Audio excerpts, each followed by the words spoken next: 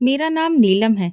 लोग कहते हैं कि वक्त सब कुछ बदल देता है, लेकिन कुछ घाव ऐसे होते हैं जो वक्त से नहीं बल्कि हिम्मत से भरते हैं। मैं आज अपनी कहानी सुनाना चाहती हूँ। शायद किसी नीलम की हिम्मत बन जाए। मैं एक छोटे से मोहल्ले में पैदा हुई थी, जहाँ दिन की रोशनी से ज्यादा शाम की भूख बोलती थी। हम 5 बहनें थीं।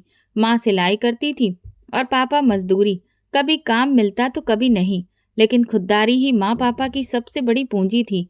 घर कच्चा था, दीवारों में सीलन और छत से टपकता पानी, लेकिन माँ हर रोज झाड़ू पोछा करके उसे किसी मंदिर जैसा साफ करती। कहती, गरीबी कोई गुनाह नहीं है बेटी, पर गंदा मन होना सबसे बड़ा पाप होता है। हम सब बहनें माँ के इर्द गिर्द ही घूमती रहती। वही हमारी दुनिया थी। जिस दिन सिलाई का कोई ऑर्डर आता तो माँ की आंखों में थोड़ी सी चमक आ जाती। कभी किसी दुल्हन के लहंगे पर काम करती, कभी किसी बच्चे की फ्रॉक। हम सब मिलकर धागे निकालती, कपड़ा काटती। माँ के साथ बैठकर थोड़ी देर को ये भी भूल जाती कि कल स्कूल की फीस देनी है। पापा पहले से कमजोर होते जा रहे थे। काम पर जाते भी तो जल्दी लौट आते, अक्सर बुखार में रहते। माँ कहती, तुम्हारा शरीर जवाब दे रहा है जी, डॉक्टर से दवा ले आओ। मगर दवा की कीमत दूध से ज्यादा होती थी। मेरी 3 बहनों की शादी हो चुकी थी। किसी ने जेवर नहीं मांगा, सबने इज्जत की चादर में विदाई ली। लेकिन वो घर भी वैसे ही थे जैसे हमारा, जहाँ गरीबी हर मुस्कान को दबा देती है। चौथी बहन की शादी पापा ने एक मेहनती लड़के से की थी। उसके घर वाले दहेज मांग रहे थे, लेकिन पापा ने साफ कह दिया, बेटी है मेरी, कोई सौदा नहीं। उन शादियों में खुशी कम, एक बोझ ज्यादा होता था। विदाई के वक्त माँ की आंखों से जैसे कोई चुप्पी रो रही होती थी। मुझे लगता था कि ये बेटी भी अब जिंदगी के किसी नए जंगल में भेजी जा रही है। मैं सबसे छोटी थी। मेरा ज्यादातर वक्त माँ के साथ बीतता। उनकी गोद में बैठकर कढ़ाई के धागों को देखती और सोचती, काश जिंदगी भी इतनी रंगीन होती। माँ कहती थी, बस दुआ किया कर, भगवान तेरे नसीब अच्छे करे। एक दिन मैंने माँ से पूछा, मेरी शादी कब होगी? उन्होंने मेरा माथा चूमा और बोली, जब तेरा नसीब चाहेगा, लेकिन प्रार्थना ये किया कर कि तुझे कोई अच्छा दिल वाला इंसान मिले। वक्त बीतता गया और पापा दिन ब दिन चुप होते जा रहे थे।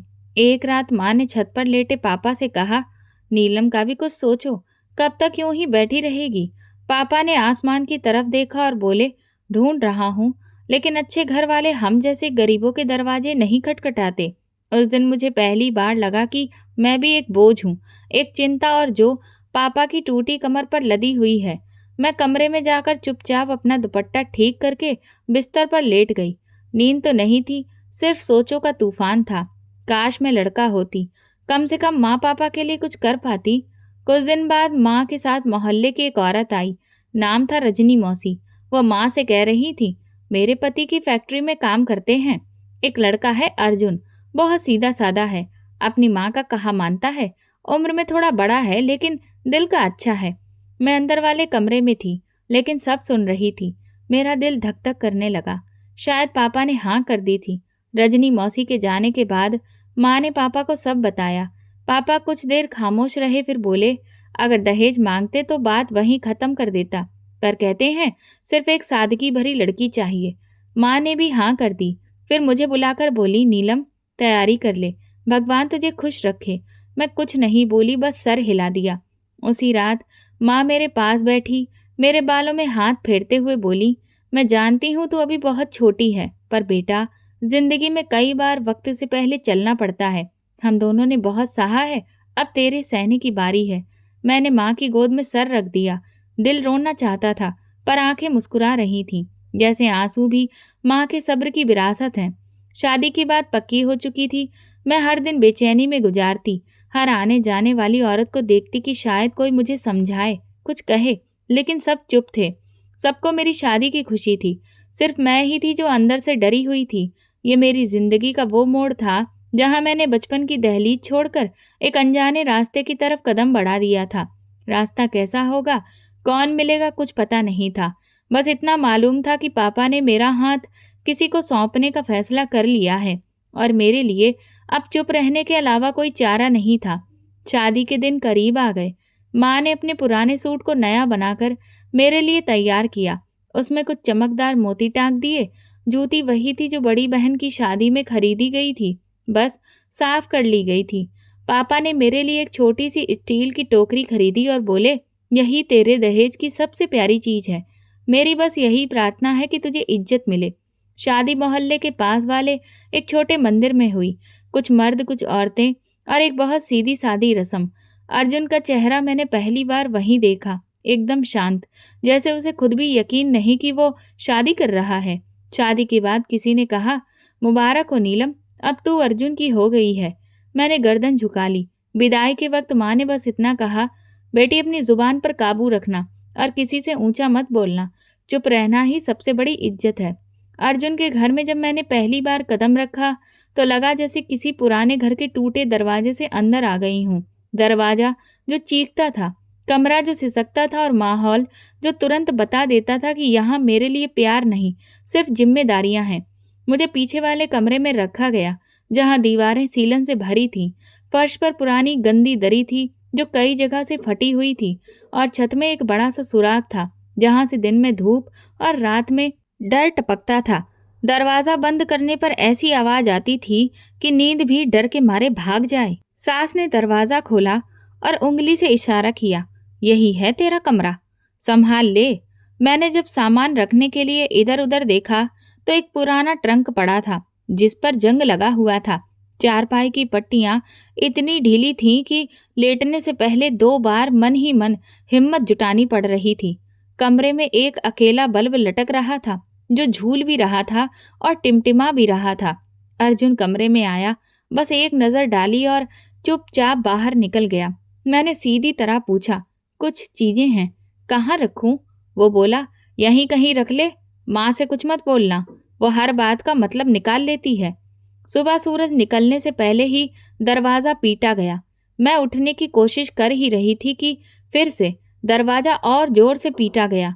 फिर सास की कड़कती आवाज आई, उठो बहू, यहाँ कोई छुट्टी फुट्टी नहीं मिलती, समझी? भैंस को चारा डाल, बर्तन मांज, आंगन साफ कर। मैं जैसे तैसे बाहर निकली तो हाथ में झाड़ू थमा दिया गया। नंदे अपने कमरों में बंद थीं। आंगन में बच्चे खेल रहे थे।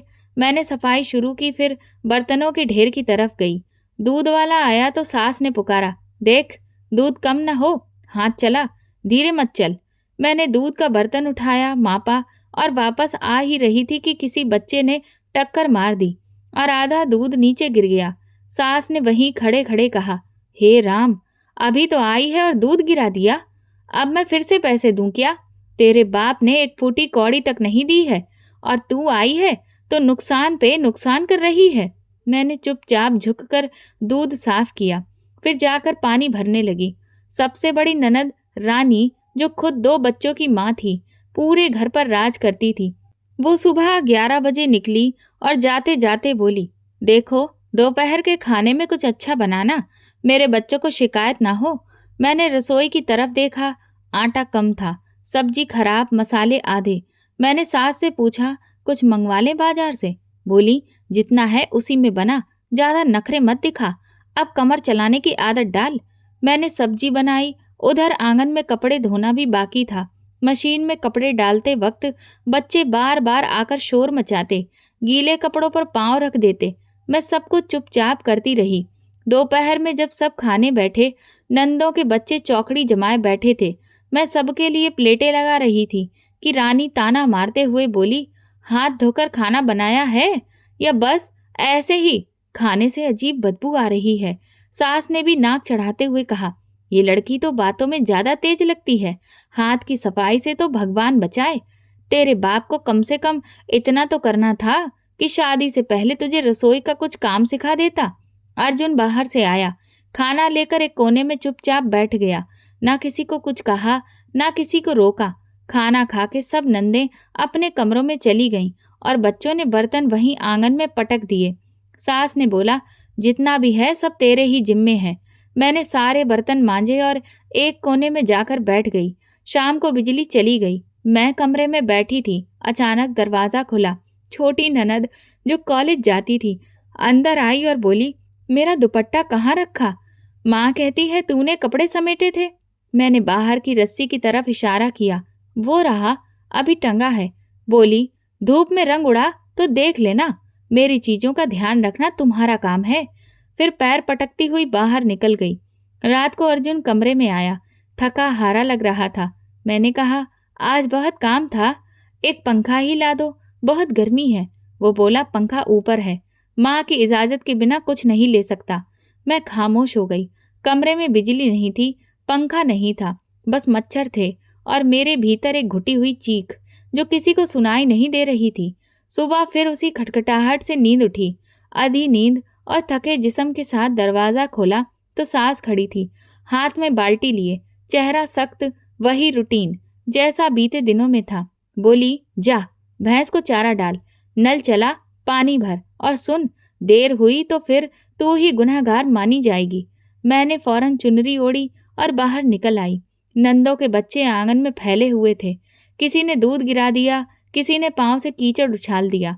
भैंस बंधी थी जो बार बार रस्सी खींचकर गुस्सा जाहिर कर रही थी। पानी डाला, चारा रखा, गोबर साफ किया। हाथों में बदबू बस चुकी थी, लेकिन सोचने का वक्त नहीं था। तभी पीछे से ननद चिल्लाई, बच्चों के स्कूल की यूनिफॉर्म प्रेस की या नहीं? स्कूल को देर हो रही है। मैंने जल्दी जल्दी हाथ धोए, कपड़े उठाए, प्रेस किए, टिफिन तैयार किए। सास ने टोका, दही निकालना मत भूल, बच्चे खाना नहीं खाएं तो तेरा कसूर होगा। इसी दौरान एक बच्चा मेरे पैर से टकराया और गिर पड़ा। रानी ने चिल्लाकर कहा, तुझे दिखता नहीं क्या? माँ बनने चली है, बच्चों के साथ ठीक से नहीं रहा जाता। मैं कुछ बोलने लगी तो सास ने घूरते हुए कहा, जुबान मत चलाना, काम पे ध्यान दे। दोपहर को सास के कहने पर मैंने आलू सब्जी चढ़ाई, साथ में आटा गूंथने लगी तो सब्जी जलने लगी, धुआं फैल गया। सास आ गई और गुस्से में बोली, यही सिखाया है, सब्जी जला दी। बाप ने थोड़ा बहुत भी सिखाया होता तो आज ये दिन न देखने पड़ते। शाम को जब अर्जुन घर आया तो मैंने खाना परोसा। वो चुपचाप खाने लगा। तभी रानी आई और बोली, माँ ने फिर बहू की शिकायत की है। माँ कह रही थी, इसको तो खाना बनाना भी नहीं आता। अर्जुन बिना कुछ बोले थाली रख के दूसरे कमरे में चला गया। मैं उसके पीछे गई और धीरे से पूछा, मैंने कुछ गलत किया क्या? वो पलटा और बिल्कुल ठंडे लहजे में बोला, माँ जो कहती है वही ठीक है, तुम बस अपना काम संभालो। उसी रात पहली बार मैंने नीचे वाले हिस्से से दो औरतों को बात करते सुना। एक बोली, यही अर्जुन है ना, जिसने पहली बीबी को 1 साल में छोड़ दिया था? दूसरी बोली, हाँ, और दूसरी बाली को तो 2 महीने में निकाल दिया था। कहती थी इसकी माँ के साथ रहना नर्क है। मेरे पैरों के नीचे से जमीन निकल गई। मैं कुछ देर दरवाजे से टिककर खड़ी रही, फिर अंदर जाकर चुपचाप बैठ गई। ये तो हमारे साथ बहुत बड़ा धोखा हो गया था, लेकिन अब मैं किसी से क्या कहती, इसलिए अपने रिश्ते को बचाने की खातिर चुप रही। अगली सुबह सास ने कहा, ये मत सोचना कि तुझे कुछ मिलेगा। अर्जुन मेरी ही बात मानता है, जो मैं कहूँगी वही होगा। न तेरा पैसा है न इज्जत, तुझे तो बस काम के लिए रखा है। मैं कुछ नहीं बोली। शाम को जब अर्जुन की तनख्वाह आई, मैंने धीरे से कहा, इस बार कुछ कपड़े लेने हैं, दुपट्टा फट गया है। उसने माँ की तरफ देखा और बोला, माँ बताइए क्या जरूरी है, जो होगा वो ले लेंगे। सास बीच में बोली, तेरे लिए कुछ नहीं है, घर का राशन देख, कपड़े पहनने का शौक बाद में दिखाना। रात को मैंने रानी की बेटी के बाल बनाए, वो रो रही थी। रानी आई और बोली, बाल खींच क्यों रही है? माँ नहीं बनी, ममता कैसे आएगी? वो दिन भी बाकी दिनों जैसा ही था, मगर सच कहूँ तो उस दिन दिल में कुछ टूट गया था। सुबह के काम निपटाते वक्त जब बर्तन धोने को अलमारी खोली तो साबुन की डिब्बी नहीं थी। ननद से पूछा तो बोली, अपने बाप से बोल कि मंगवाए, दहेज में साबुन भी नहीं लाई थी, अब हमारे साबुन से बर्तन धोएगी क्या? मैं चुपचाप वापस आई और बिना साबुन के बर्तन मांजने लगी। पीछे से आवाज आई, इसे कोई फर्क नहीं पड़ता, मांगने की आदी हो गई है। दोपहर में जब सास रसोई में आई तो बोली, साबुन किससे लिया? तुझे लगता है ये घर तेरे बाप का है? जो चाहिए वो पहले पूछ। दहेज वाली बहू होती तो कुछ बोलती भी नहीं। उसी वक्त दरवाजे की कुंडी बजी। पड़ोसन आई, हाथ में एक पर्ची थी, सांस फूली हुई। बोली, बेटी जल्दी फोन करो, माँ ने बुलाया है, तेरे पापा की तबीयत बहुत बिगड़ गई है, अस्पताल ले गए हैं। माँ रो रही है। मेरे हाथ से पर्ची गिर गई। मैं अंदर गई और सास को बताया। बोली, बहुत नाटक हो गए, हर बार किसी बहाने काम से बचने की कोशिश करती है, जा पति से पूछ ले, इजाज़त मिली तो चली जा। मुझे तो कोई ज़रूरत नहीं लगती जाने की। शाम को अर्जुन आया। मैंने धीमी आवाज़ में कहा, पापा की तबीयत बहुत खराब है। माँ बुला रही है, जाना है। उसने सिगरेट सुलगाई और बोला, पहले भी एक बार कह चुका हूँ, ये घर तुम्हें रहने के लिए मिला है, मायके के चक्कर लगाने के लिए नहीं। मैंने हिम्मत करके कहा, बस एक बार, थोड़ा सा वक्त। वो घूर कर बोला, तेरे बाप ने दहेज में सिर्फ सांसें दी हैं, वो भी चलती रही तो शुक्र कर। तेरी शादी के खाने का खर्चा मैंने दिया था, समझी? खरीदी गई है, गिफ्ट में नहीं आई है। मैं वापस कमरे में आकर बैठ गई। उसके बाद से घर के काम और बढ़ा दिए गए, जैसे सबको कह दिया गया हो कि इसको और दबाओ। एक दिन नंदों के बच्चे ने खेलते हुए कुछ बर्तन तोड़ दिए। मैं बाहर आई तो सास ने गुस्से में कहा, तेरी नज़र में हुआ ये सब, नुकसान तेरे खर्चे से जाएगा। मैंने धीरे से कहा, मेरी कोई कमाई नहीं है, ना मुझे कुछ मिलता है। सास 2 कदम आगे आई और थप्पड़ जड़ दिया, तू अब जुबान चलाने लगी है, देखना अर्जुन से कहूंगी तमीज सिखाए तुझे। मगर मैं जानती थी वो कुछ नहीं कहेगा। वो हर बात माँ से पूछ के करता था। कुछ दिन बाद माँ ने बड़ी दीदी के हाथ एक चिट्ठी भेजी। मैंने छिपकर पढ़ी। लिखा था, बेटी, पापा की हालत और बिगड़ती जा रही है। डॉक्टर ने कहा है दिल का मामला है, अगर मुमकिन हो तो एक बार आ जा। मैंने चिट्ठी सीने से लगा ली, पर पूछने की हिम्मत नहीं हुई। उसी रात अर्जुन ने खुद पूछा, क्या बात है, सारा दिन चुप क्यों है? मैंने धीरे से कहा, पापा की हालत बहुत खराब है, माँ बुला रही है, मिलना चाहती हैं। उसने नीचे देखकर बोला, देखो, मेरे सिर पे मत चढ़ो। तुम्हारे बाप ने कुछ दिया होता तो आज तुम्हारी इज्जत होती। ये जो हर दिन मायके के लिए तड़पती हो ना, अब यहीं रहने की आदत डालो। उस रात मैंने खाना नहीं खाया। एक कोने में बैठी रही और सोचती रही, क्या मैं सच में किसी कीमत पर बिकी हूँ? क्या साबुन, सब्जी, बर्तन और पापा की बीमारी के बीच मेरी कोई हैसियत है भी? वो लफ्ज और वो दिन मेरे अंदर चुभते रहे। पिछले कई दिनों से माँ का फोन आना भी बंद हो गया था। मैं रोज छत पर जाती, शायद कोई खत आ जाए, कोई खबर मिले, पर कुछ नहीं आया। सब चुप था, जैसे वक्त रुक गया हो। एक दिन सुबह सुबह दरवाजे पर जोर से दस्तक हुई। मैं भागकर गई तो दीदी खड़ी थी, चेहरा सुन्न, आंखें सूजी हुई, कांपती आवाज में बोली, नीलम, पापा नहीं रहे। मेरे पैरों के नीचे से जमीन खिसक गई। दीदी ने मेरा हाथ पकड़ा और बोली, जल्दी चलो, अर्थी तैयार है। माँ ने कहा है, नीलम नहीं आई तो वो पापा को मुंह नहीं दिखाएंगी। मैं अंदर गई, सास को बताया।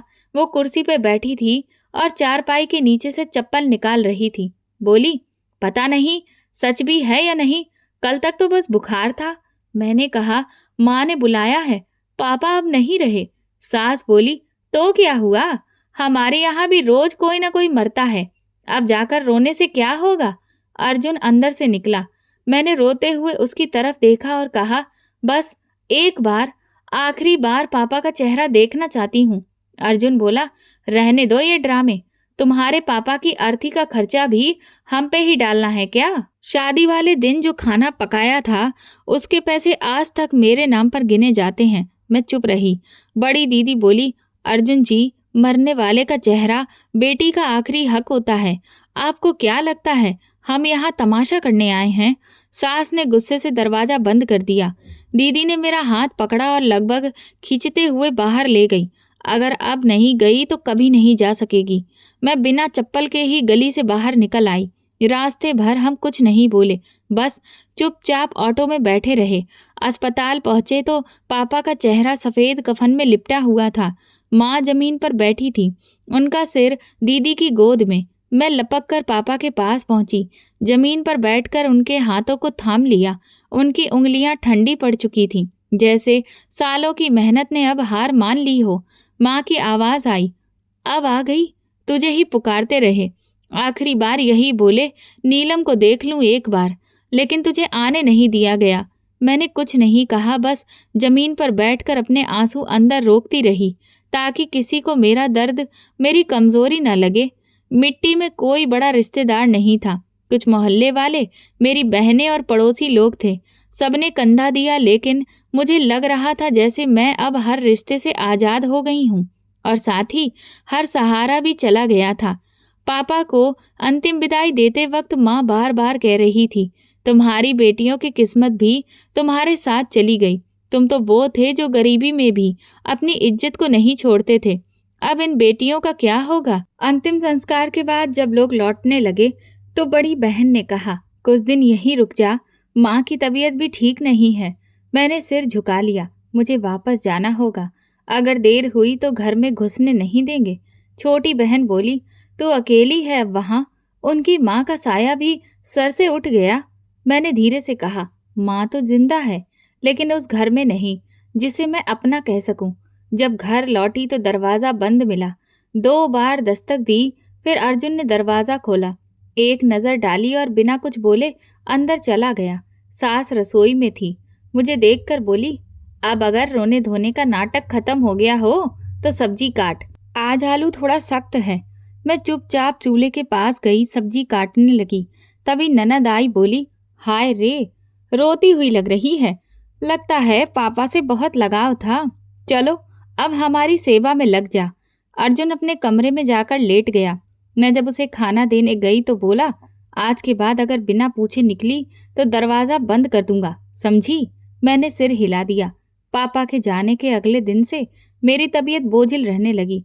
रात में सर्दी लगती, सुबह पसीना आता, लेकिन काम रुका नहीं। सास ने एक बार भी नहीं पूछा कि थकान है या मन खाली। बस हुक्म होता और मैं चल देती। सुबह सूरज से पहले दरवाज़ा बजा। आंखें जल रही थीं, लेकिन उठना मजबूरी थी। बाहर गई तो सास बोली, भैंस के आगे पानी रख, फिर सफाई कर, रसोई में बर्तन पड़े हैं। मेरे कदम लड़खड़ाए, मगर सास ने झिझकते हुए कहा, यहाँ सबको काम आता है। बीमारियां उन लोगों को होती हैं जो कामचोर होते हैं। मैंने चुपचाप सिर हिलाया और बाल्टी खींचते हुए भैंस की तरफ बढ़ी।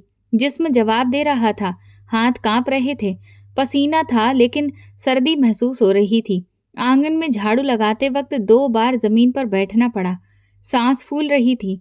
रानी की बच्ची बाहर आई, बोली, मामी, अम्मा ने कहा है आज की दाल में नींबू जरूर डालना, पिछली बार जैसी नहीं होनी चाहिए। रसोई में खड़ी होकर मैंने दाल चढ़ाई, साथ में सब्जी काटने लगी। पीछे से सास आई, बोली, धूप निकल आई है, कपड़े धोना बाकी है। आज ननद के पति का आना है, सब साफ होना चाहिए। मशीन चलाओ और कपड़े धो। मैंने हिम्मत करके कहा, बुखार है, हाथ कांप रहे हैं, थोड़ा आराम कर लूं। सास ने घूरते हुए कहा, ये तेरे बाप का घर नहीं है, चुपचाप काम कर। मैं कपड़े मशीन तक ले गई, पानी डाला, साबुन डाला और मशीन चालू कर दी। उसकी आवाज़ जैसे मेरे अंदर की आवाज़ों को दबा रही थी। कुछ देर बाद मशीन रुकी। जब कपड़े निकालने झुकी तो झटका लगा, सिर घूम गया। दीवार पकड़ने की कोशिश की, लेकिन वो भी गर्म लग रही थी। नंद आई, बोली, ये क्या हाल बना रखा है, अब तक कपड़े नहीं डाले?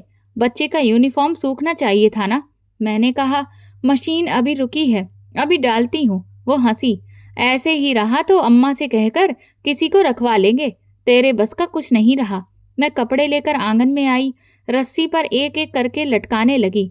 हाथ कांप रहे थे, आंखों के सामने सब घूम रहा था। तभी सास बाहर निकली, बोली, ननद का पति आया है, चाय बना और साथ में बिस्कुट रख।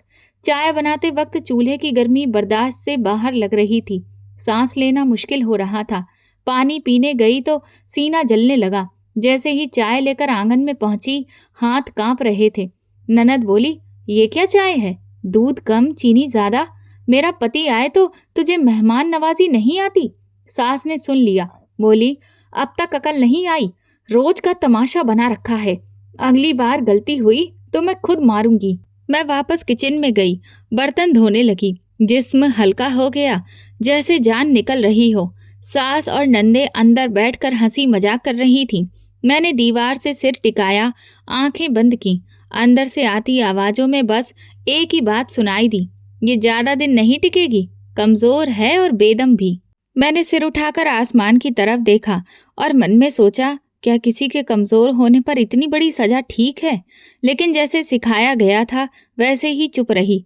बुखार बढ़ता जा रहा था, मगर काम रुके नहीं। उस घर में बीमारी को बहाना समझा जाता था और कमजोरी बर्दाश्त नहीं होती थी।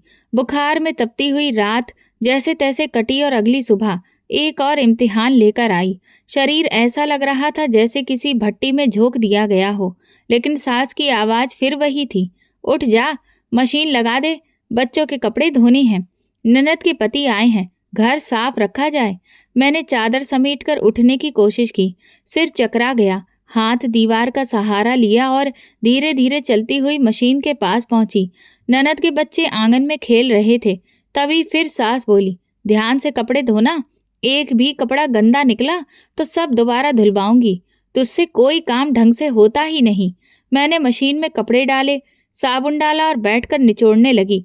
पानी टपक रहा था और आंखों के आगे अंधेरा सा छाने लगा था। कुछ देर बाद बड़ी ननद आई, उसके साथ उसका पति भी था। वो सामने से आता हुआ आंगन में घुसा। मैं कपड़े निकालने के लिए झुकी तो अचानक आंखों के सामने सब काला हो गया और मैं वहीं गिर गई। शरीर में जान ही नहीं बची थी। नंदोई जल्दी से आया, मेरे बाजू को पकड़कर उठाने लगा। भाभी, होश में आओ, क्या हुआ आपको? मेरी आंखें आधी खुली हुई थीं। वो मुझे पकड़कर कमरे की ओर ले जाने लगा। तभी पीछे से दरवाजा जोर से खुला। सास अर्जुन को खींचते हुए लाई और चिल्लाई, देख लिया, ये है तेरी बीबी की सच्चाई। अब इसे ननद के पति भी भाने लगे। घर की इज्जत मिट्टी में मिला दी इसने। अर्जुन ने गुस्से से मुझे देखा। नंदोई ने हाथ जोड़ते हुए कहा, आंटी, आप गलत समझ रही हैं। भाभी बेहोश हो गई थी। मैंने सिर्फ। सास फिर चिल्लाई, चुप कर, तेरे जैसे मर्द ही औरतों के झांसे में आ जाते हैं। जिसे मैंने छत दी उसी ने मेरी इज्जत पर लांछन लगाया। चल निकल यहाँ से। अर्जुन ने एक पल नंदोई की ओर देखा, फिर मुझे खींचकर खड़ा किया। तूने हद कर दी, मेरी बहन के पति को भी नहीं छोड़ा। मैं कांपते हुए बोली, मैं तो बस बेहोश हो गई थी और कुछ नहीं हुआ। अर्जुन ने तमाचा जड़ दिया, जुबान बंद रख, तेरे जैसी औरतें ही खानदान बर्बाद करती हैं। मैं दीवार से जा टकराई। ननद दरवाजे पर खड़ी हंस रही थी, जैसे तमाशा देख रही हो। सास ने जोर से पुकारा, पड़ोसी लोग आ जाओ, देख लो कैसी बदचलन बहू पाल ली हमने। अपनी ही बहन के पति पर नजर डालती है। मोहल्ले के 2-3 लोग दरवाजे पे आकर खड़े हो गए। किसी ने कुछ नहीं कहा। अर्जुन फिर चिल्लाया, ऐसी औरतों को तो साथ रखना पाप है। सुन ले नीलम, मैं तुझे जब तलाक देता हूँ। मैंने रोते हुए कहा, ऐसा अन्याय मत करो, मैंने कुछ नहीं किया। अर्जुन चिल्लाया, मैं कह चुका हूँ, अब तू इस घर की नहीं रही। मेरी चप्पल आंगन में ही रह गई। दरवाजा पीछे से बंद कर दिया गया। मैं गली में बेहोशी की हालत में पड़ी थी। लोग खिड़कियों से झांक रहे थे, मगर कोई पास नहीं आया। एक औरत ने अपने बच्चों को पीछे करते हुए कहा, दूर रहो इससे, बदनाम औरत है। मेरे चेहरे से खून बह रहा था, बाजू छिल गया था। मोहल्ले की एक बूढ़ी अम्मा जो बचपन से जानती थी, दरवाजे पर आई, मगर सिर्फ बोली, भगवान समझ दे इसको, और दरवाजा बंद कर लिया। मेरे सामने अंधेरा छा गया। सिर्फ एक ही बात दिमाग में घूम रही थी, जिसने कुछ नहीं किया उसी पर सब कुछ थोप दिया गया। तभी कुछ देर बाद गली में पुलिस की गाड़ी आकर रुकी। मेरे नंदोई और उनकी माँ साथ थे। उन्होंने मुझे उठाया, एक शॉल ओढ़ाई और कहा, एक औरत ही औरत का दर्द समझती है, तुझे इस जुल्म से बचाना जरूरी है। पुलिस वाले ने दरवाजा खटखटाया और अर्जुन को बाहर बुलाया। बोले, ये औरत घायल है और मोहल्ले वालों के सामने तलाक की भी दिया गया है। मामला गंभीर है, तुम्हें बयान देना होगा। सास पीछे से चिल्लाई, ये झूठ बोल रही है, चालू औरत है। नंदोई ने कहा, मेरी माँ भी गवाह है, मैंने सिर्फ भाभी को उठाया था। अगर ये गुनाह है तो मुझे भी सजा दो, लेकिन झूठे इल्जामों में किसी की जिंदगी खराब मत करो। पुलिस ने कहा, जांच होगी, औरत पर हाथ उठाना जुर्म है। अर्जुन चुप रहा। मोहल्ले वाले दरवाजों से सब देख सुन रहे थे। मैं नंदोई की माँ के साथ उनके घर गई। उनका व्यवहार एक माँ जैसा था। बोली, अब तू मेरी बेटी है, जुल्म का जवाब चुप्पी से नहीं, हिम्मत से देना होता है। मैं खामोश थी, जुबान नहीं चल रही थी। बस ये एहसास था कि आज मैं सब कुछ खो चुकी थी जो एक औरत की पहचान होता है, लेकिन शायद कुछ ऐसा मिल गया था जो जीने की वजह बन सकता था। उनके घर पहुंची तो हर कदम पर शरीर कह रहा था कि अब रुक जा, मगर दिल कहता था, अब चुप रही तो खुद से गुनाह होगा। छोटा सा कमरा था, साफ सुथरा, फर्श पर दरी बिछी थी। एक कोने में पानी का जग रखा था, पर्दा टंगा था। आंटी ने शॉल उड़ाई, बेटी, जो तेरे साथ हुआ वो अन्याय है, लेकिन अगर तू चुप रही तो जालिम जीत जाएगा।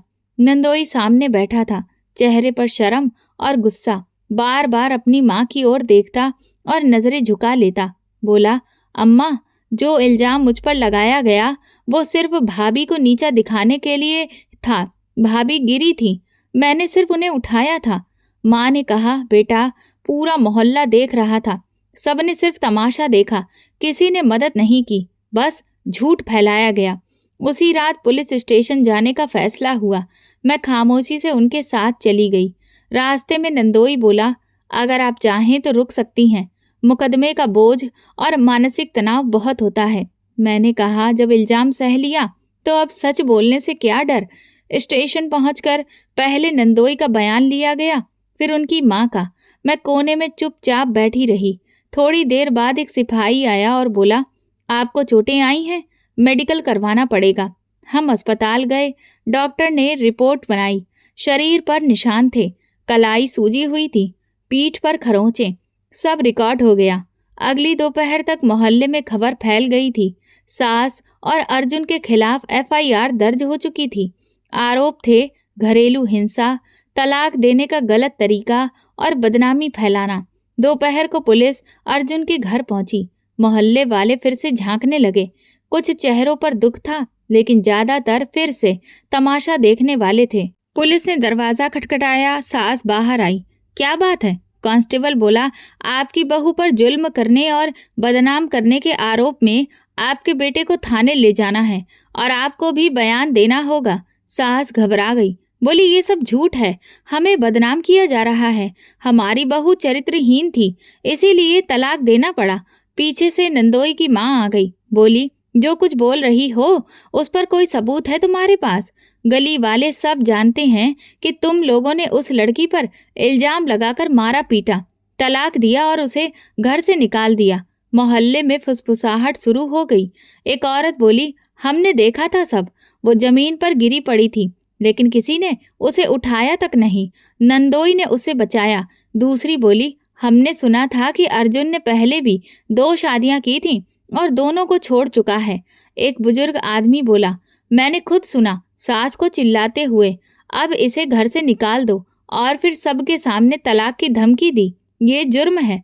पुलिस ने सबके बयान लिखे। अर्जुन को हिरासत में लिया गया और सास को कहा गया कि अदालत में हाजिर होना होगा। मेरे लिए ये सब नया था। ना कभी थाने गई थी, ना अदालत, ना कभी डॉक्टर को अपने जख्म दिखाए थे। लेकिन अब सब बदल गया था। अब मैं सिर्फ तमाशा देखने वाली नहीं थी, ना ही गवाह। अब मैं खुद ही सच्चाई बन चुकी थी। उसी शाम नंदोई की माँ मुझे लेकर एक वकील के पास गई। एक सीधी सादी उम्र दराज शख्सियत, जिन्होंने चुपचाप मेरी बात सुनी और बोले, बेटी, अगर सच्चाई सही वक्त पर बोली जाए तो वही सबसे बड़ी गवाही बनती है। तुम्हारे पास वक्त है, हिम्मत भी है, बाकी हम देख लेंगे। अगले दिन थाने से कॉल आया। गवाहों के और भी बयान लिए गए। अब वो सब लोग जो कल तक चुप थे, दरवाजे बंद रखते थे, बोलने लगे। एक पड़ोसी बोला, हमने नीलम को आंगन में काम करते देखा था, बीमार थी फिर भी कपड़े धो रही थी, ये सब इनके घर में आम बात थी। दूसरा बोला, उस दिन ननद का पति हमारे सामने खड़ा था, खुद कह रहा था कि वो सिर्फ मदद कर रहा है, कोई गलत बात नहीं थी। ये सब बयान मेरे लिए नई रोशनी की तरह थे। जो कल तक खामोश थे, अब सच बोल रहे थे। शायद अब वक्त भी सच्चाई के साथ था। अदालत की पहली पेशी के बाद सब कुछ बदल गया। ससुराल वालों के चेहरे से रौनक गायब होने लगी और मोहल्ले में सन्नाटा छा गया। मैं नंदोई की माँ के घर पर ही रह रही थी, जो अब मेरे लिए माँ जैसी हो गई थी। सुबह सुबह दरवाजे पर जोर की दस्तक हुई। दरवाज़ा खोला तो सामने वही ननद खड़ी थी जो मुझ पर सबसे पहले इल्जाम लगाने में आगे थी। हालत बिखरी हुई थी, आंखें सूजी हुई, बाल बिखरे, हाथ में एक छोटा सा बैग। बोली, माँ जी, मुझे अंदर आने दो, मुझे अपने पति से बात करनी है, माफ़ी मांगनी है। नंदोई की माँ ने दरवाज़ा खोला तो, लेकिन कदम पीछे कर लिए। बोली, अब आने का वक्त निकल चुका है। जिस दिन तमाशा बनाया था उस दिन तरस क्यों नहीं आया? ननद रोती रही, बोली, मुझसे हालात में गलती हुई, मुझे लगा भाभी ने कुछ गड़बड़ की है, अम्मा की बातों में आ गई थी, अंदाजा नहीं था कि ये सब पलटकर मेरे अपने ही घर को बर्बाद कर देगा। नंदोई भी बाहर आ गया, बोला, अब सच याद आ रहा है। जब तू और तेरी माँ भाभी के खिलाफ सारा मोहल्ला जमा कर रहे थे, तब अकल कहाँ थी? अब बच्चों का नाम लेकर इमोशनल मत बनो। नंद ने रोते हुए कहा, बस एक मौका दे दो, बच्चे मेरे बिना नहीं रह सकते, मैं भी उनके बिना मर जाऊंगी। नंदोई ने गहरी सांस ली, बोला, जिन बच्चों का बाप मैं हूँ, उनके सामने जिसने अपनी ही भाभी पर झूठा इल्जाम लगाया, मैं उस माँ को उनके करीब नहीं जाने दूंगा। मैं अपनी इज्जत, रिश्ता और सुकून सब कुछ खो चुका हूँ, अब कुछ वापस नहीं लूंगा। ननद ने उसके पांव पकड़ लिए, बोली, मेरे बच्चों को मुझसे मत छीनो, मैं सब मान लूंगी, बस बच्चे लौटा दो। उसकी माँ बोली, अब रोने का क्या फायदा? जब नीलम पर इल्जाम लगा रही थी, तब तो सबसे आगे खड़ी थी, अब घर की इज्जत डूब गई तो बच्चों की याद आ रही है। नंदोई ने साफ कहा, मैं अदालत जाऊंगा, बच्चों की कस्टडी मेरे पास होगी। तुम्हारी मानसिक हालत, झूठ और साजिशें सब रिकॉर्ड पर हैं। तुम उनकी माँ हो, लेकिन तुमने कभी माँ की तरह सोचा नहीं। ननद मेरे पैरों में बैठ गई, बोली, भाभी कुछ तो कहो। मैं मानती हूँ मुझसे गलती हुई। मैं चुपचाप उसे देखती रही, फिर धीरे से बोली, मैंने तुम्हें कभी दुश्मन नहीं समझा, तुम तो मेरी बहनों जैसी हो। लेकिन जिस दिन तुमने अपनी जुबान से वो इल्जाम लगाया, उस दिन तुमने मेरे हाथ से रिश्ते की डोर खींच ली। अब मैं कुछ नहीं कहूंगी, अब तुम्हें खुद अपनी सफाई देनी होगी। उसने बच्चों की तस्वीरें दिखाई, बोली, देखो इन्हें, इनकी हंसी के बिना मैं नहीं जी सकती। नंदोई बोला, जब इन बच्चों के सामने तूने चिल्लाकर कहा था कि भाभी ने तेरा शोषण किया है, तब यही बच्चे तेरे दिमाग में थे? वो चुप हो गई। शाम को नंदोई कोर्ट गए और बच्चों की कस्टडी के लिए अर्जी डाल दी। उनके पास सारे सबूत थे, ननद के मेरे खिलाफ लगाए इल्जाम, उसके खुद के दिए बयान, फिर कोर्ट में उन्हीं बातों से पलटना और मोहल्ले के लोगों की गवाही। कुछ दिन बाद कोर्ट का अस्थायी फैसला आया, बच्चे अभी पिता के पास ही रहेंगे। अगर माँ ने दोबारा चरित्र पर शक या बच्चों को भटकाने की कोशिश की, तो उससे मिलना भी बंद कर दिया जाएगा। ननद की हालत दिन ब दिन बिगड़ती जा रही थी। वो गेट के पास बैठी रहती, बच्चों की आवाज़ सुनने को तरसती। एक दिन जब मैं अकेली थी, उसने कहा, भाभी अब तो तुम खुश हो गई होगी, तुम जीत गई। मैंने सख्ती से कहा, जीत वो होती है जिसमें सब साथ हों। मैंने तुझसे कुछ नहीं छीना, तो खुद ही सब कुछ खो बैठी। नंदोई ने बाद में मुझसे कहा, मैं ये सब बदले के लिए नहीं कर रहा, मैं सिर्फ इतना चाहता हूँ कि कोई आदमी या औरत फिर से इतनी बेरहमी से अपने ही घर की इज्जत से खिलवाड़ ना करे। मैं जो सच जानता हूँ, उसके खिलाफ खड़ा होना मेरे ज़मीर के खिलाफ था। मोहल्ले में लोगों का रवैया अब बदल चुका था। जो पहले ननद की तारीफों में लगे थे, अब उसे देख कर चुप रहते। एक पड़ोसन ने कहा, इंसान जो बोता है वही काटता है। आज ननद वही काट रही है जो उसने दूसरों के लिए बोया था। कोर्ट के फैसले के बाद और ननद की हालत देखकर जैसे पूरे माहौल में चुप्पी सी छा गई थी। मैंने नंदोई की माँ से इजाज़त ली और अपनी दीदी के घर चली आई। दीदी के पति सीधे साधे इंसान थे, ज़्यादा बोलते नहीं थे, लेकिन दिल के अच्छे थे। अम्मा भी वही थी। पापा के जाने के बाद वो वही आ गई थी। ये वक्त जैसे चुपचाप बंद कमरे में बिताई गई कैद थी, न कहीं आना जाना, न किसी से मिलना जुलना, लेकिन ये तन्हाई मुझे राहत दे रही थी। अब न सास का ताना, न ननद का जहर भरा लहजा, न पति की कसेली बातें। दिन की शुरुआत पूजा से होती। माँ पास बैठती, छोटे छोटे काम सिखाती, पुरानी बातें सुनाती। एक दिन उन्होंने कहा, नीलम, जो वक्त गुजर गया वो हमारा इम्तिहान था, अब जो आने वाला है वो इनाम हो सकता है, अगर सब्र बनाए रखा। मैंने हल्की आवाज में कहा, माँ, जो टूट जाए वो जुड़ भी जाए तो उसका निशान तो रह ही जाता है। अब मैं बस सुकून चाहती हूँ, कोई ऐसा रिश्ता नहीं जो बोझ बन जाए। दीदी पास बैठी थी, बोली, रिश्ता अगर बोझ लगे तो वो निभाना सजा बन जाता है, लेकिन अगर वही रिश्ता किसी का सहारा बन जाए तो वही जिंदगी आसान बना देता है। मैं उनकी बात सुनकर चुप हो गई। अंदर कुछ हलचल सी होने लगी। कुछ दिन बीते, कुछ महीनों के ननद की सास और नंदोई मिलने आए। माँ ने दूसरे कमरे में उनसे बात की। बाद में दीदी ने मुझे बुलाया, बोली, बैठो, एक बात करनी है। वो लोग तुम्हारे लिए रिश्ता लेकर आए हैं। मैं चौंक गई। किसका रिश्ता? माँ ने मेरा हाथ पकड़ते हुए कहा, नंदोई का। मेरी सांस जैसे रुक सी गई। पूरा कमरा खामोश हो गया। मैंने नजरें नीचे कर लीं। ये कैसा फैसला है? लोग क्या कहेंगे? जो कल तक इल्जाम लगा रहे थे, आज उन्हीं से रिश्ता जोड़ने की बातें हो रही हैं। दीदी फौरन बोली, लोगों की जुबान तो कभी नहीं रुकती। जो कल तुम पर उंगली उठा रहे थे, आज वही तुम्हारी हिम्मत की तारीफ कर रहे हैं। माँ ने मेरे सिर पर हाथ फेरा। बेटी, वो लड़का सच बोलने वाला है, इज्जतदार है। सबसे जरूरी बात, वो तेरे हर दर्द का गवाह है। उसे तुझे समझने के लिए किसी सफाई की जरूरत नहीं। मैंने मुश्किल से खुद को संभाला और कहा, मेरी ननद, क्या वो सब भूल गई? दीदी बोली, वो अब खुद अपने किए का नतीजा झेल रही है। अब उसका इस रिश्ते में कोई हक या अड़चन नहीं है। तलाक कोर्ट से हो चुका है, बच्चों की कस्टडी भी जा चुकी है। अब वो सिर्फ एक खामोश हिस्सा है। मैं चुप हो गई। अंदर कई सवाल उठ रहे थे, लेकिन सारे चेहरों पर सुकून था, जैसे सबने फैसला कर लिया हो। बस मेरी हाँ बाकी थी। कुछ दिन बाद मैंने ननद की सास से अकेले में बात की। उन्होंने कहा, बेटी, मैंने तुझे बहुत करीब से देखा है। तूने सब कुछ सहा, लेकिन कभी किसी को जवाब में जहर नहीं दिया। आज अगर मेरा बेटा तुझे अपने घर की इज्जत बनाना चाहता है, तो ये उसका नसीब है। मैंने पूछा, आपको कभी मुझ पर शक नहीं हुआ? वो बोली, अगर मुझे शक होता तो उस दिन तुझे पकड़कर पुलिस नहीं बुलाती, तेरा हाथ पकड़ती। मैंने नजरें नीचे करते हुए कहा, मैंने कभी सोचा नहीं था कि मैं उसी इंसान के साथ जिंदगी बिताने का सोचूंगी जिसे कल तक सिर्फ ननद का पति मानती थी। वो मुस्कुराई। कल वो किसी और का था, आज वो सिर्फ एक अच्छा इंसान है और तेरे लिए एक नई शुरुआत। अब तो घर में जैसे कोई हल्का उजाला फैल गया। माँ ने मेरे लिए नए कपड़े निकाले, जो उन्होंने मेरी शादी के वक्त के लिए संभाल कर रखे थे।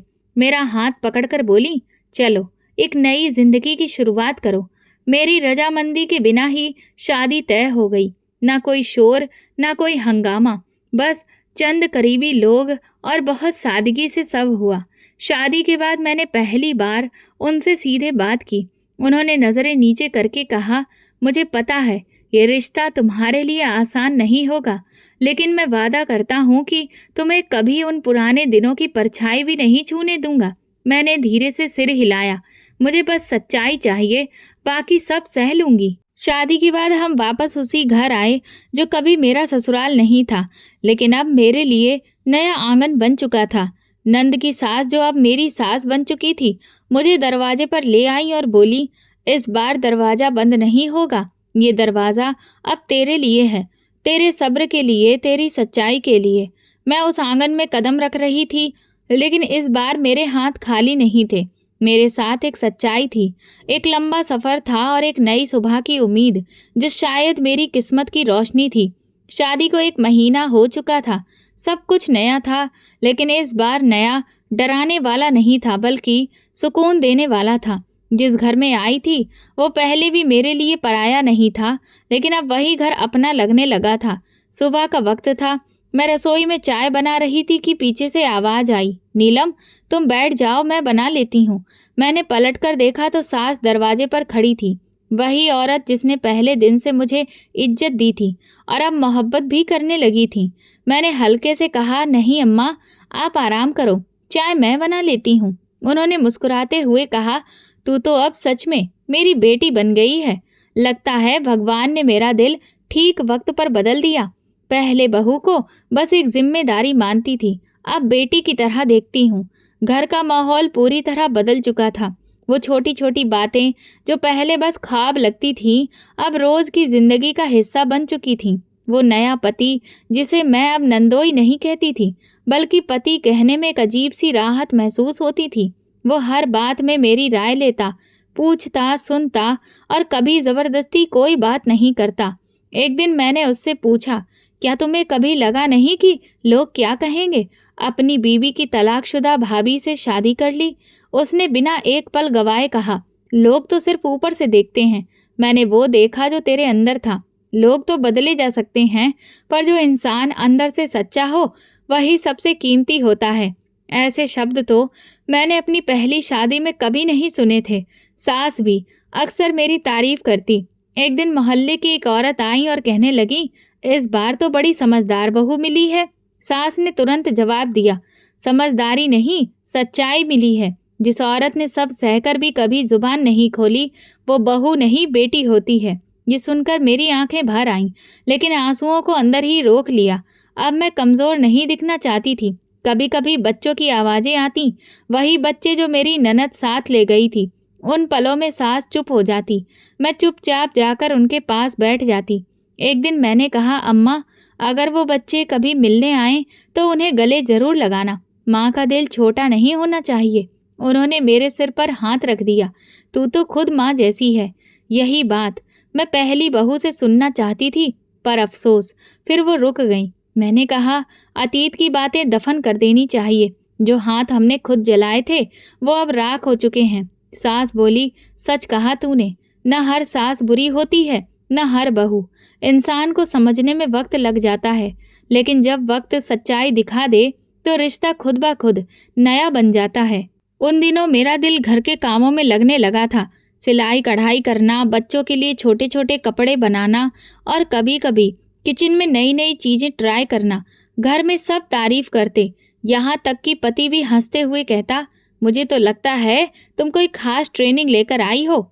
एक दिन दीदी का फ़ोन आया। बोली, नीलम, माँ कह रही थी कि अब तू पहले से बिल्कुल बदल गई है।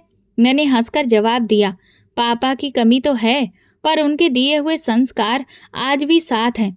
अब घर में वो सब कुछ है जो मन को सुकून देता है, और रिश्ता भी ऐसा है जो इज्जत देता है।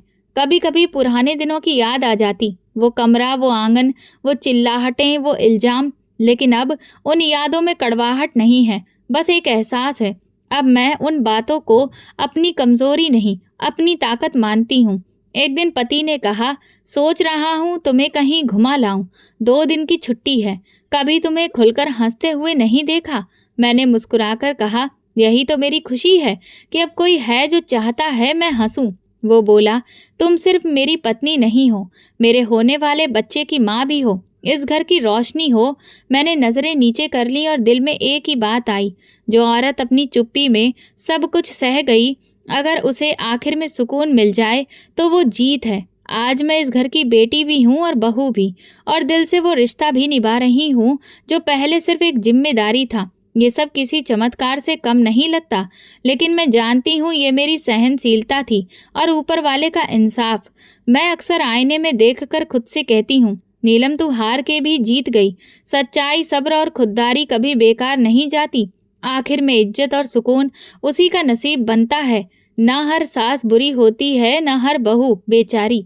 असली फर्क तो बस नीयत का होता है, और वक्त सबकी असलियत दिखा देता है। ये वीडियो केवल मनोरंजन के उद्देश्य से बनाया गया है।